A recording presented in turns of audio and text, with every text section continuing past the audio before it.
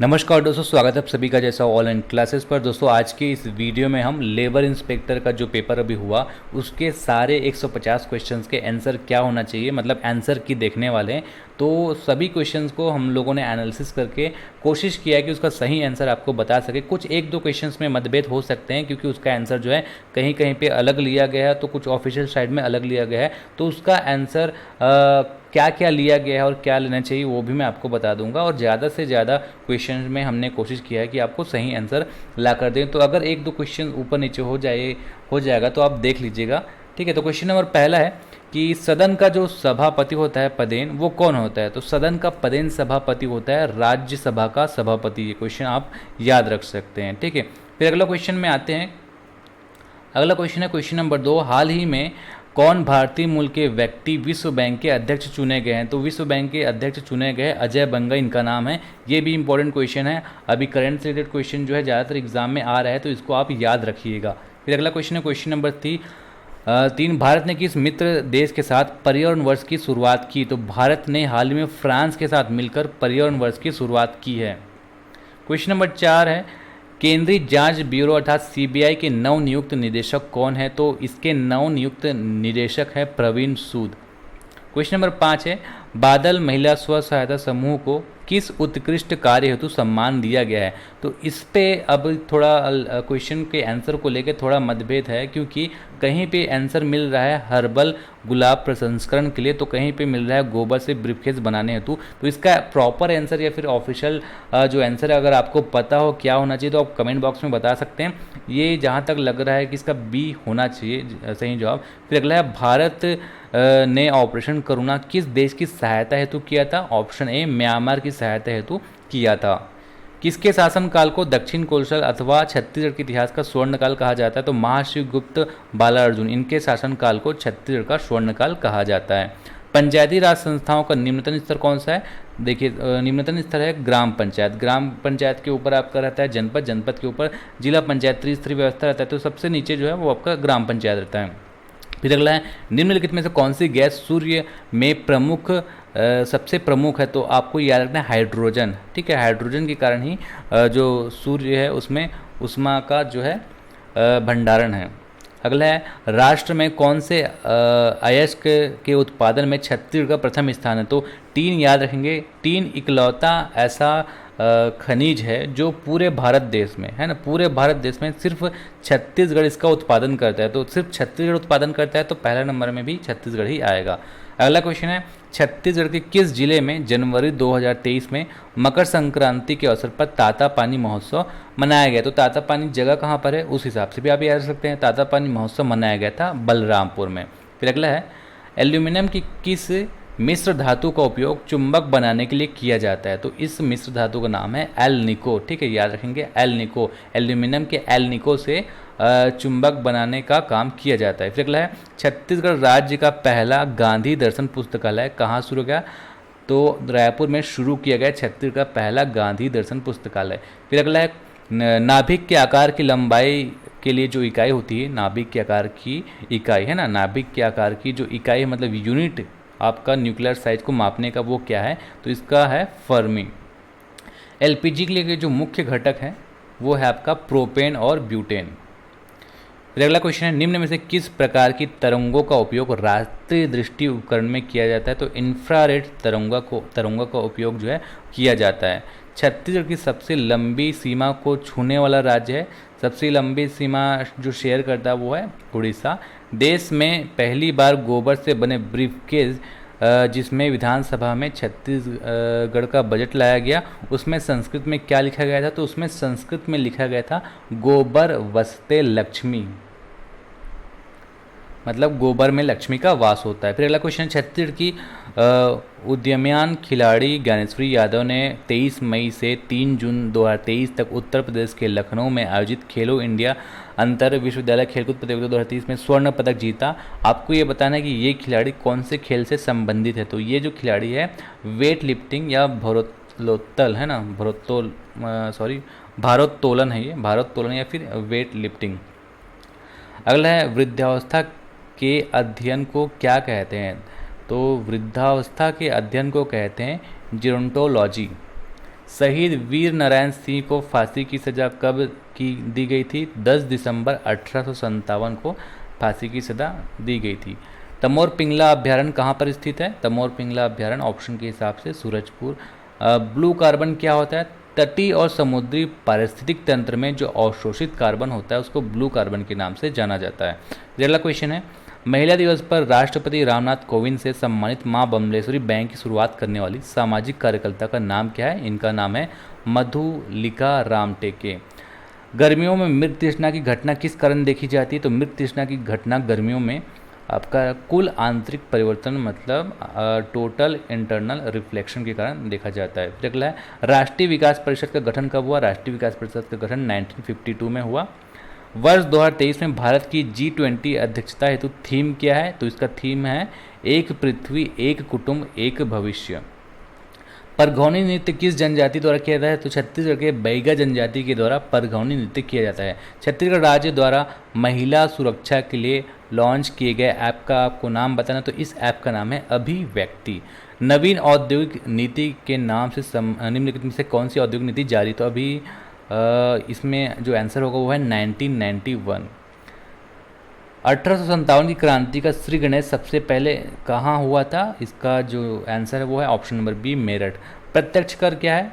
जो sales tax, ये अब सेल्स टैक्स नहीं आएगा, सॉरी, संपत्ति जो कर है, प्रॉपर्टी टैक्स, वो आपका प्रत्यक्ष कर है। बिक्री कर, सेल्स टैक्स इनडायरेक्ट टैक्स है।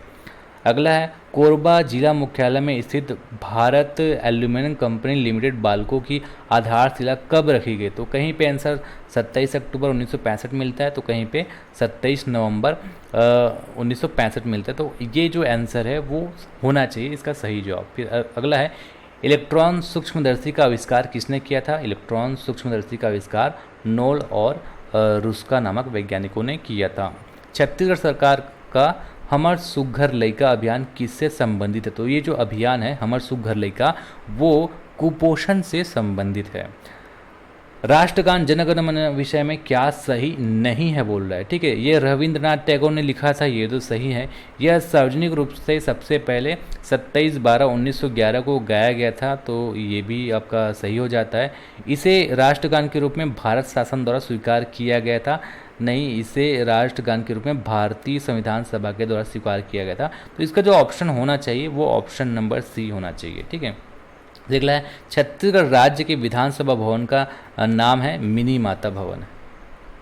निम्नलिखित में से किस को वायु प्रदूषण का जैव संकेतक माना जाता है? वायु प्रदूषण का जैव संकेतक लाइकेन को माना जाता है।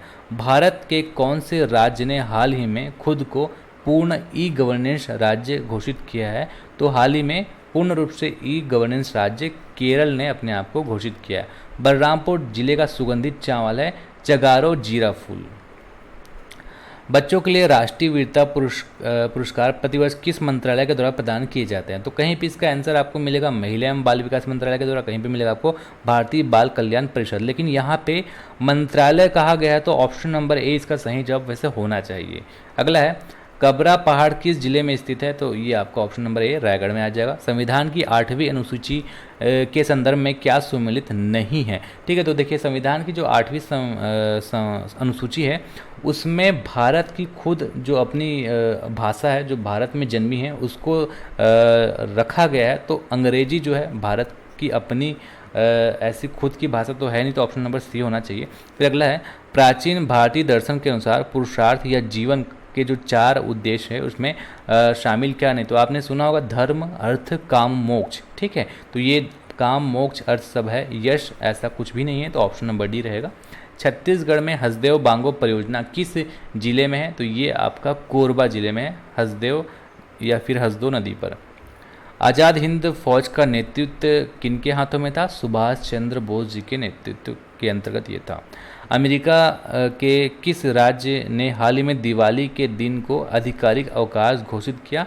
पेंसिल्वेनिया इसका सही जवाब होगा। राउत नाचा किस प्रदेश के आदिवासी समुदाय का नृत्य है? छत्तीसगढ़ के। प्रथम भारतीय रचना जिसका अनुवाद यूरोपीय भाषाओं में हुआ, तो श्रीमद् भगवद गीता इसका सही जवाब होगा। गीता का वैसे बहुत सारे भाषाओं में अनुवाद बहुत पहले से कर दिया गया है। तेभागा आंदोलन किससे संबंधित है? तेभागा जो आंदोलन है वो किसानों के द्वारा किया गया था, तो एक किसान आंदोलन है। छत्तीसगढ़ का पहला समाचार पत्र कौन है? तो इसमें जैसे ऑप्शन दिया गया उस हिसाब से तो इनमें से कोई नहीं आएगा, क्योंकि छत्तीसगढ़ का जो पहला समाचार पत्र है वो है छत्तीसगढ़ मित्र। जोगी बिठाई की रस्म बस्तर दशहरा के बस्तर दशहरा में किसे कहा जाता? तो ये जो जोगी बिठाई का रस्म है, अगर आप अच्छे से देखेंगे तो मैंने पढ़ा था अभी हाल ही में, क्योंकि मेरे लिए भी एक नया चीज़ हो गया था, तो कहीं पे अलग अलग लिख रहा है, लेकिन ज़्यादातर जगह में मंदिर में कलश की स्थापना इसका सही जवाब लिखा है। तो अगर आपको लगता है कि इसका सही जवाब कुछ और है तो आप कमेंट बॉक्स में बता दीजिएगा, या फिर अगर यही सही है तो अभी आप कमेंट बॉक्स में बता दीजिएगा, ठीक है। जितने भी क्वेश्चंस मैं बता रहा हूँ आपका आंसर हो सकता है कि एक दो आंसर उसका ऊपर नीचे हो जाए, तो अगर आपको लगेगा तो आप कमेंट बॉक्स में उसका सही आंसर बता सकते हैं, ताकि जो लोग वीडियोस देख रहे हैं उनको भी सही आंसर पता चल जाए। फिर अगला है, विश्व टेस्ट चैंपियनशिप 2023 के फाइनल में भारत का मुकाबला किस देश की टीम से हुआ था? तो ऑस्ट्रेलिया से मुकाबला हुआ था, ऑस्ट्रेलिया जो है वो जीती थी। सरकार ने किस वर्ष तक 5 मिलियन टन ग्रीन हाइड्रोजन के उत्पादन के लक्ष्य को प्राप्त करने के लिए रणनीति के तहत ग्रीन हाइड्रोजन और ग्रीन अमोनिया नीति को अधिसूचित किया है? तो इसका जो सही जवाब है वो है ऑप्शन नंबर सी, 2030 तक। प्रसिद्ध भारतीय लेखक धनपत राय श्रीवास्तव किस और नाम से जाने जाते हैं? मुंशी प्रेमचंद जी का ही नाम है, तो प्रेमचंद का नाम है धनपत राय श्रीवास्तव। तीसरा राष्ट्रीय युवा संसद महोत्सव 10 और 11 मार्च 2022 को कहाँ आयोजित किया गया था? नई दिल्ली में आयोजित किया गया था। पृथ्वी अपने अक्ष पर किस दिशा में घूमती है? तो पृथ्वी अपने अक्ष पर पश्चिम से पूर्व दिशा में घूमती है। छत्तीसगढ़ राज्य में वर्तमान में कौन सी औद्योगिक नीति चालू है? तो वर्तमान में 2019 से 2024 औद्योगिक नीति चालू है। छत्तीसगढ़ का चेरापूंजी सबसे अधिक वर्षा अबूझमाड़ में होता है नारायणपुर की, इसलिए छत्तीसगढ़ का चेरापूंजी अबूझमाड़ को कहा जाता है। बुलेट प्रूफ जैकेट जो है केवलर नामक पदार्थ से बनता है, तो इसका सही ऑप्शन होगा केवलर। पंडित माधवराव सप्रे द्वारा 13 अगस्त 1907 को किस पत्रिका का प्रकाशन किया गया था? तो इस पत्रिका का नाम है जो माधवराव सप्रे द्वारा प्रकाशित किया गया था, हिंद केसरी। बाल गंगाधर तिलक जी के द्वारा जो केसरी प्रकाशित किया गया था उससे इंस्पायर होकर इन्होंने हिंद केसरी का प्रकाशन किया था। फिर अगला है, मुल्ला पेरियार बांध निम्नलिखित में से किस दो राज्यों के बीच लंबे समय से लंबित मुद्दा रहा है? तो ये इस बांध का दो राज्यों के बीच थोड़ा सा विवाद है। इस राज्य का नाम है तमिलनाडु और केरल। छत्तीसगढ़ में राज्यसभा की जो सीटें हैं टोटल 5 है और इन पे कोई आरक्षण नहीं है, टोटल 5 अनरिजर्व सीट है राज्यसभा में। भारतीय रिजर्व बैंक का राष्ट्रीयकरण कब हुआ था? राष्ट्रीयकरण हुआ था आपका 1 जनवरी 1949 में रिजर्व बैंक का। किस दिन छत्तीसगढ़ में छेरछेरा का पर्व मनाया जाता है? पौष माघ की पूर्णिमा को छेरछेरा का पर्व मनाया जाता है। फिर अगला आपका जो सब्जेक्ट है कंप्यूटर की सामान्य जानकारी। MS वर्ड किस श्रेणी का सॉफ्टवेयर है? तो MS वर्ड जो है वो वर्ड प्रोसेसर श्रेणी का सॉफ्टवेयर है। टेक्स्ट, ग्राफिक्स, आर्ट्स, ध्वनि, एनिमेशन और वीडियो, इन सब के कॉम्बिनेशन को कंप्यूटर की भाषा में अगर हम कहें तो इसको मल्टीमीडिया कहा जाता है। अभी हाल ही में मैंने कंप्यूटर क्लासेस लिए थे, उसमें ये सारी चीज़ें मैंने पढ़ाए हैं।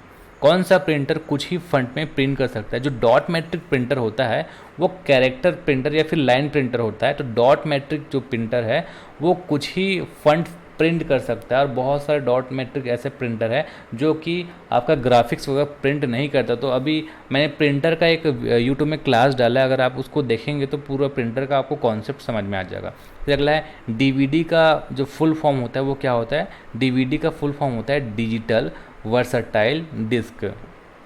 अवांछित मेल को स्पैम कहते हैं। आपने सुना भी होगा कि मुझे स्पैम मेल आ रहा है, स्पैम आ रहा है, तो ये अवांछित मेल है, अनचाहा आपका ईमेल है।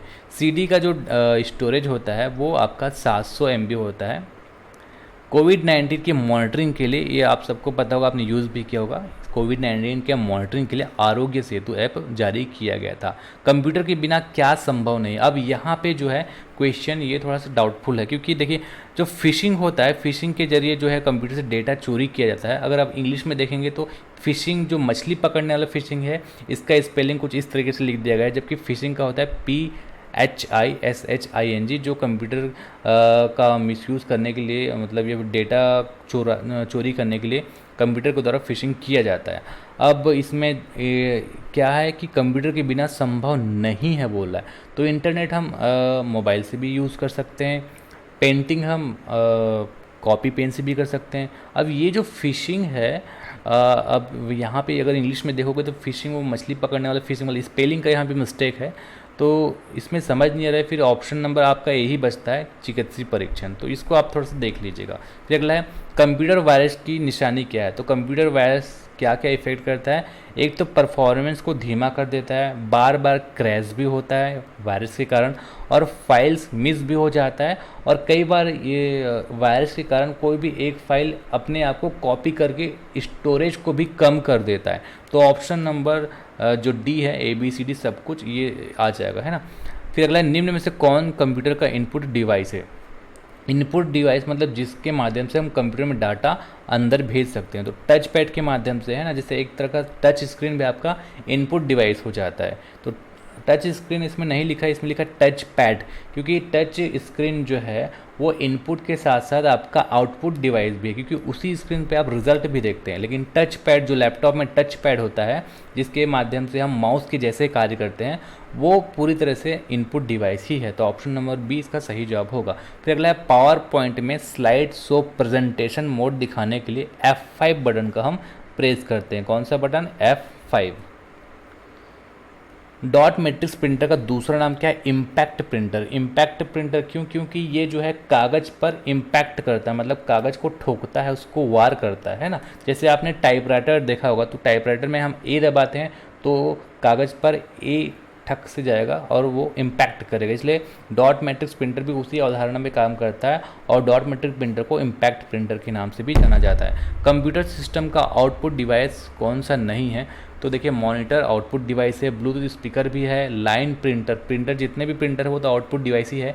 OCR का होता है ऑप्टिकल कैरेक्टर रीडर, तो ये रीड करता है, मतलब डाटा अंदर डालता है कंप्यूटर के में, ये इनपुट डिवाइस है ना।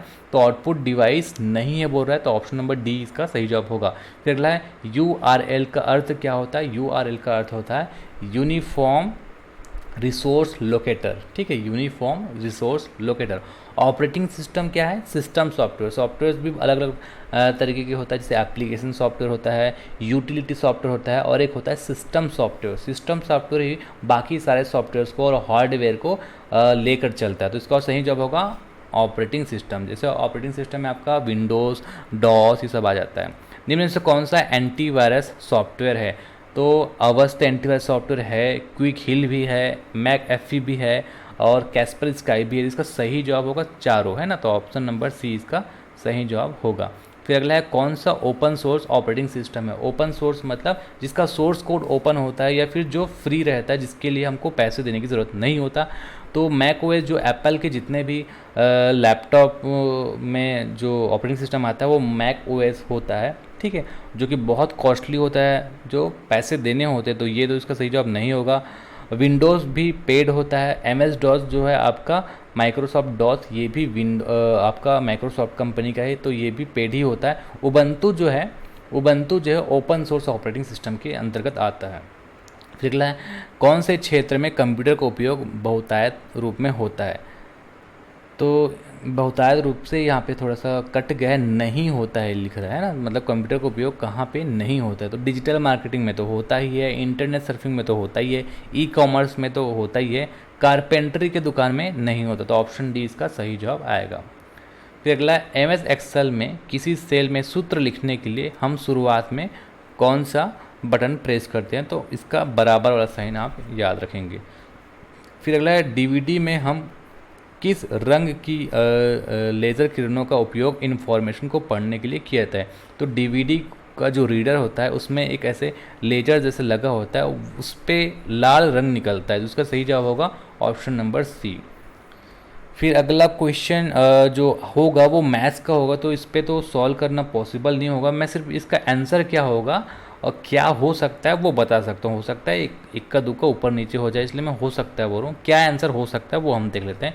तो क्वेश्चन नंबर 86 का जो है, जैसे यहाँ पे M और N के बच्चे ए और बी है, और यहाँ पे एफ और बी का जीवन साथी है, डी एफ की संतान है, पी एन का दामाद है, के पी का बच्चा है, ये सब चीज़ लिखा हुआ है। तो इसका जो आंसर होगा ऑप्शन नंबर ए हो जाएगा। ठीक है, ये जो क्वेश्चन पेपर का जो पीडीएफ है वो मैं आपको डिस्क्रिप्शन के लिंक में दे दूंगा, तो आप पीडीएफ डाउनलोड कर लीजिएगा और आंसर आप मैच कर लीजिएगा।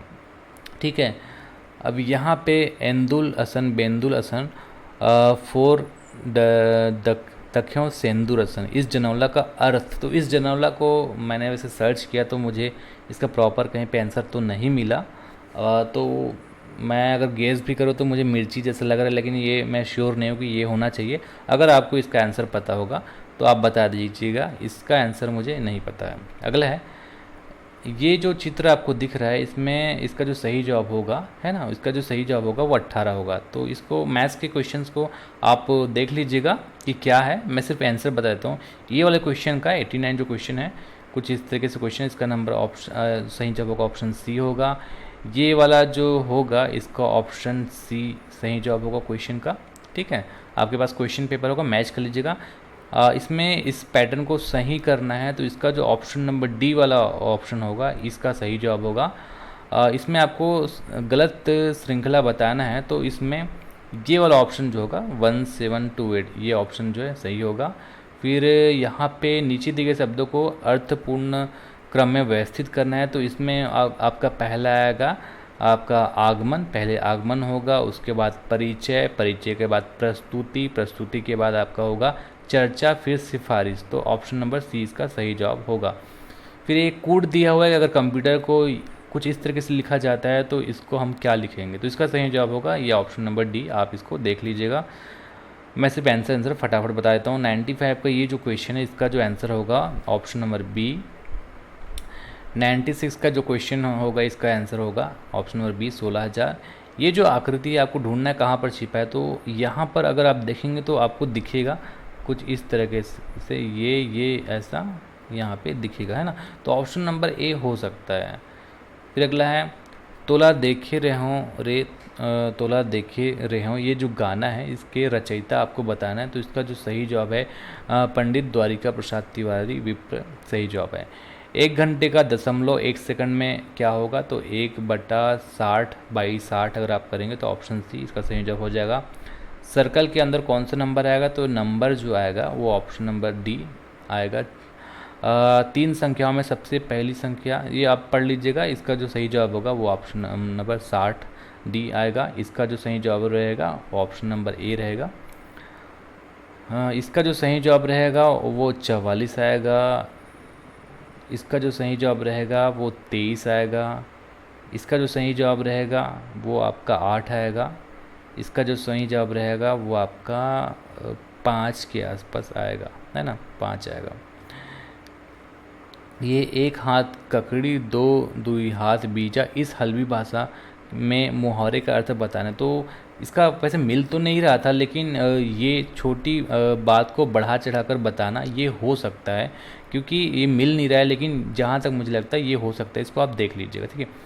फिर अगला क्वेश्चन है, इसका जो आंसर आएगा ऑप्शन नंबर बी बेटी रहेगा। और यहाँ पे भी जो है एलसीएम वाला क्वेश्चन है, इसमें जो आंसर आएगा वो 45 आएगा। इसमें आंसर आ जाएगा जैसे MN तो LO, ऐसा आपका ऑप्शन नंबर ए आ जाएगा। यहाँ पे जो आएगा कैलकुलेट करेंगे तो 120 आ जाएगा। इसमें कितने कितने का अंतर है, ऐसे टाइप के आप कैलकुलेट कर सकते हैं।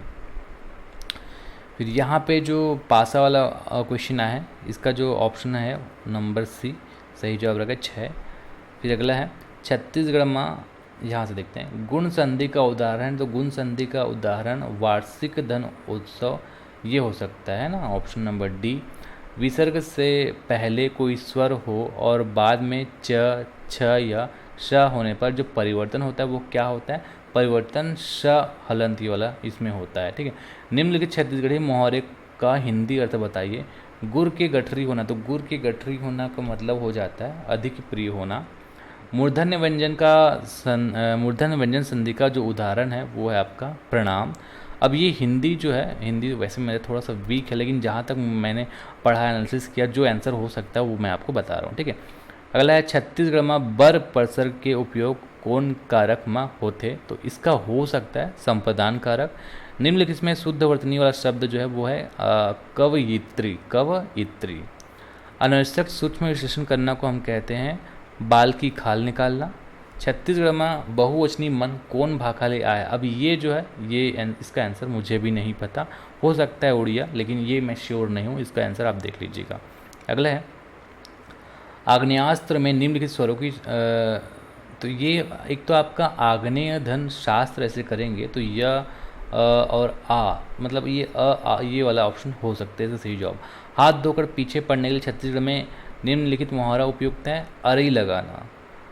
मगही ये जो है आपका तद्भव शब्द के अंतर्गत आता है।